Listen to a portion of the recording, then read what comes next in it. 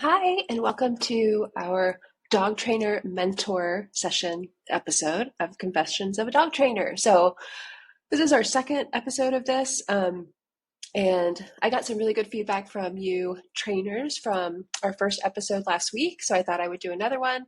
I've really been feeling pulled to try and help other dog trainers in the balance community as much as possible. So, I wanted to do another session, and I was thinking about this idea, I wanted to share it, and I hope it resonates with you. So, something I keep coming back to in my business as a dog trainer, which is now so much more than board and trains, um, is it's a lot of virtual stuff online. Oh, first, an ode to my dad. Um, I've got my cup of Joe. I'll wait for you to get yours. My dad used to say this in his podcast episodes. It kind of gives me a little boost of confidence, like he's here with me when I say this. So there we go. Um, uh, so a lot of what I do is virtual stuff now, which is really exciting. I love the marketing side of being a dog trainer and owning my business.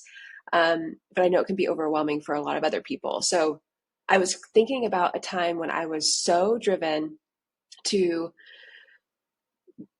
be a really good dog trainer and build my business. And I was thinking about the why behind it. What drove me so much? Because I think having something that drives you in your business as a dog trainer, or if you are a dog walker, pet sitter, and you want to get into dog training and you're kind of dabbling with that, or you're brand new and like I just talked with another new trainer the other day who does one-on-ones and she wants to start doing board and trains.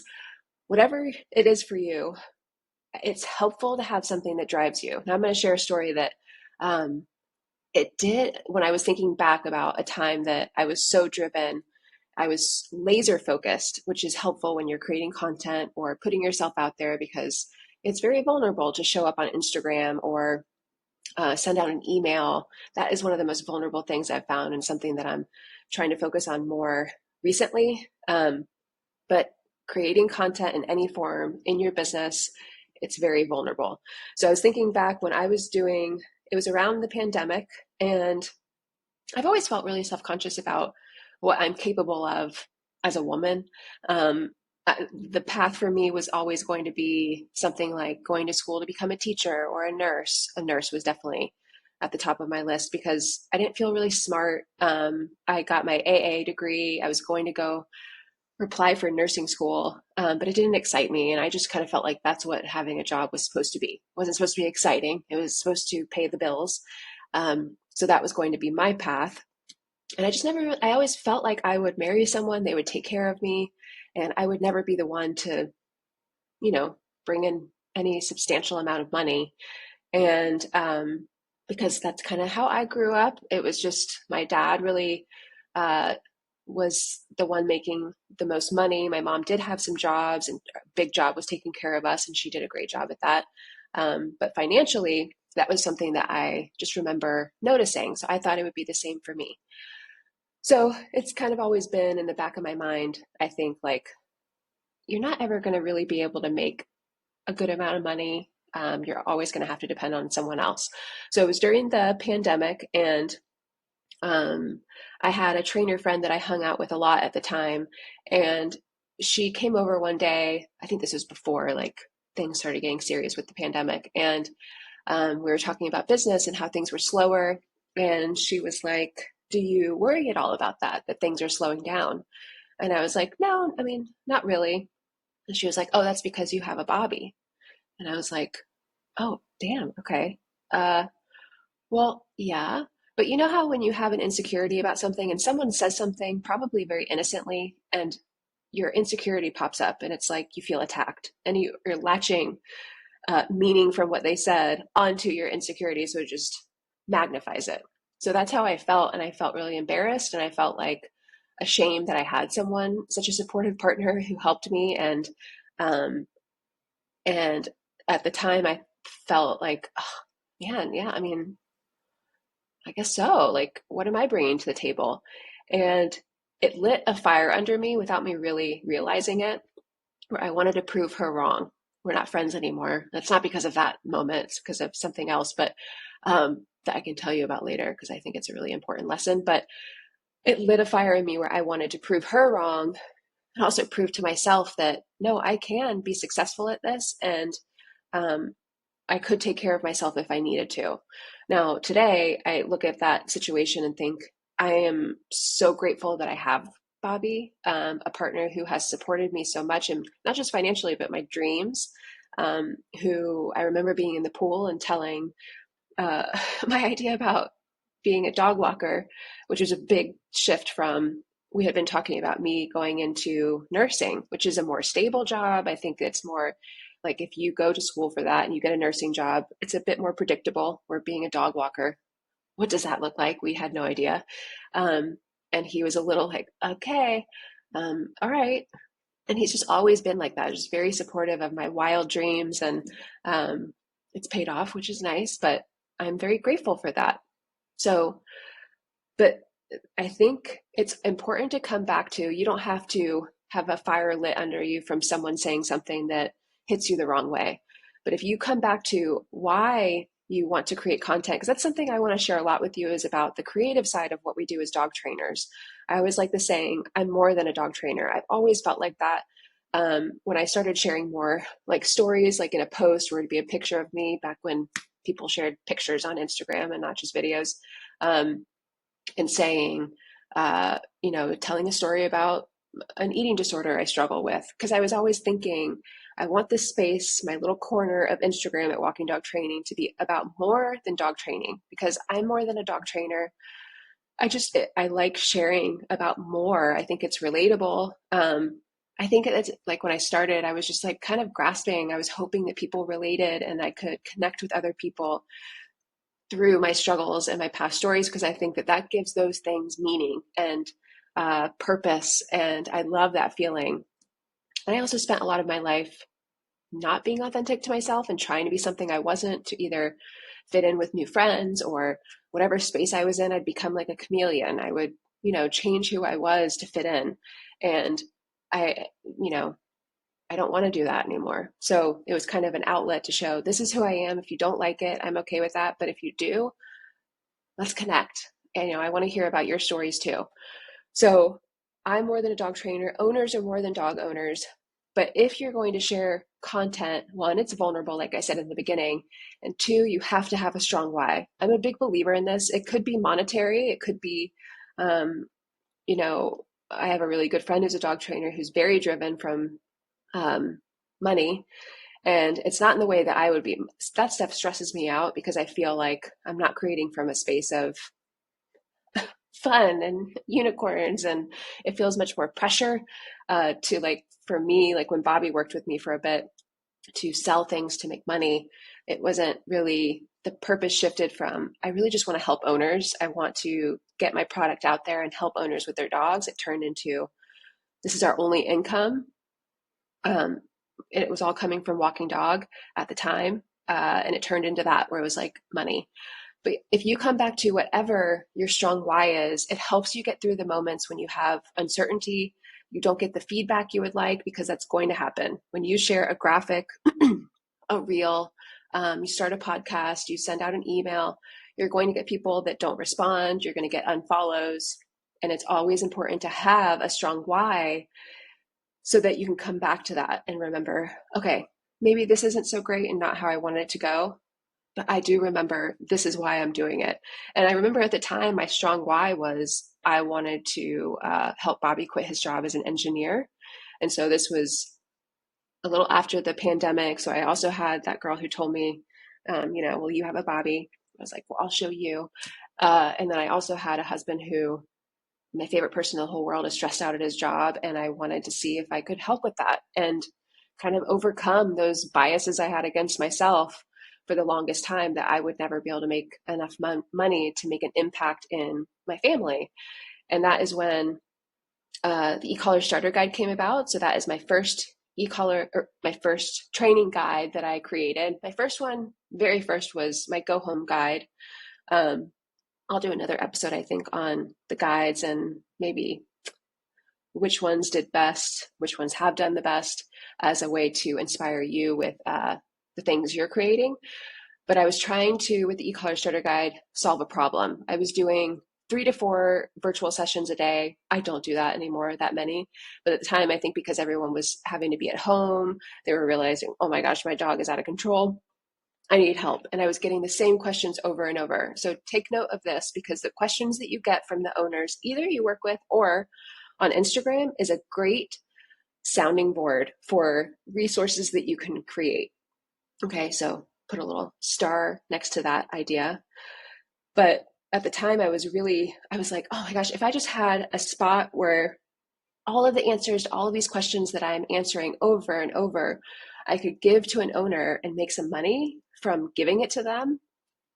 I think that's a great idea. So the e-collar starter guide solved a big problem for other people and for me. And bonus, it created a lot of passive income on the side. The great thing about ebook guides, so I create mine in Canva.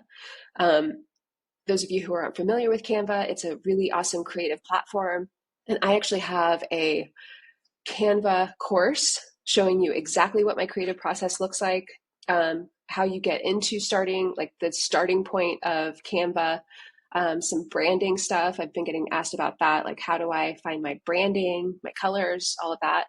And so that course is pretty packed with lots of information and also a deep dive into my creative process. So showing you and telling you about some shortcuts, tips and tricks that I have learned to really make the process as easy as possible. And yeah, I was so excited to share about this course because it was my first course I did. The other one was an e-collar course, but I was getting asked so often about the graphics that I create and the training guides. And so I created that course, and it's still to this day my favorite course because I love the creative side of things, but I know it can be overwhelming for you. So that course can be really helpful. I'll link it in the show notes if you want to take a look. And there's a page where you can kind of see some more details about what all is included. There's a workbook, a go home guide template, which I'm actually going to be updating soon. So that will be yours for forever, as long as you need it. But when I was creating the e-collar starter guide, I had a fire lit under me. I had a really strong why that was pulling me forward when other things might pull me backwards. So it's the same for you. There's so many moments where you can second guess what you're doing or not do a reel on Instagram because you're scared no one's going to like it. But if you have a strong why, that's what matters the most.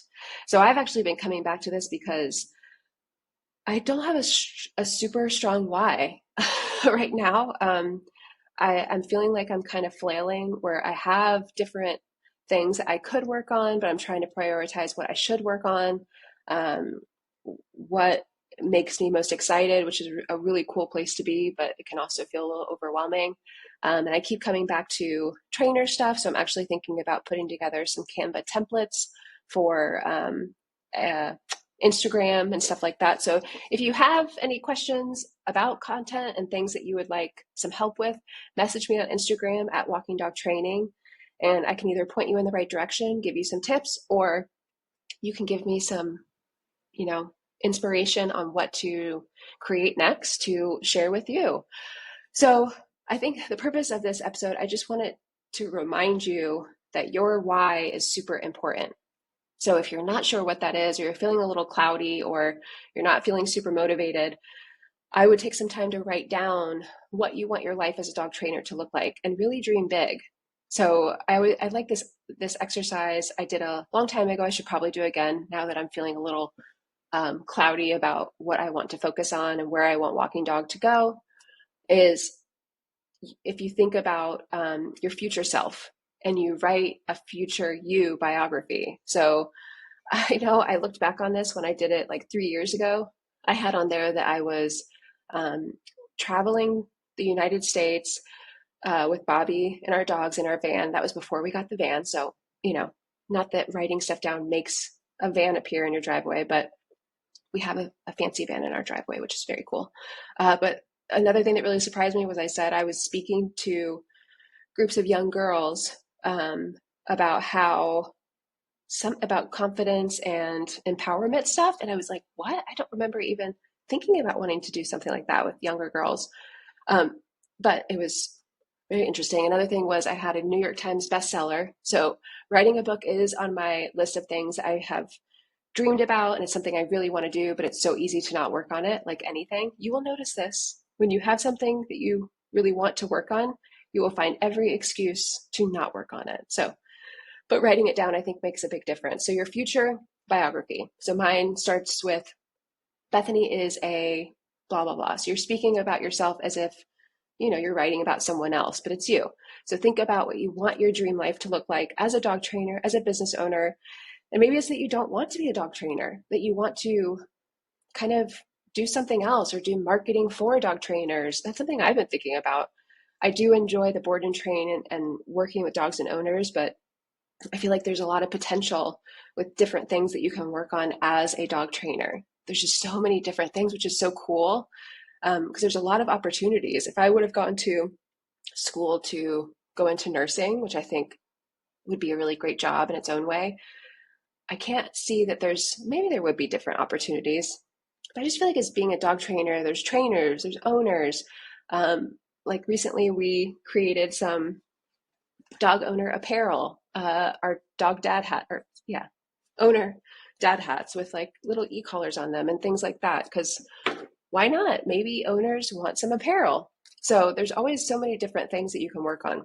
So anyway, okay, I don't want this episode to be really long. But again, if you have any questions, please feel free to reach out to me on Instagram, message me, let me know that you listened to this episode. I love to help you, and feedback from you means so much. It makes me feel like I'm not just talking to my laptop.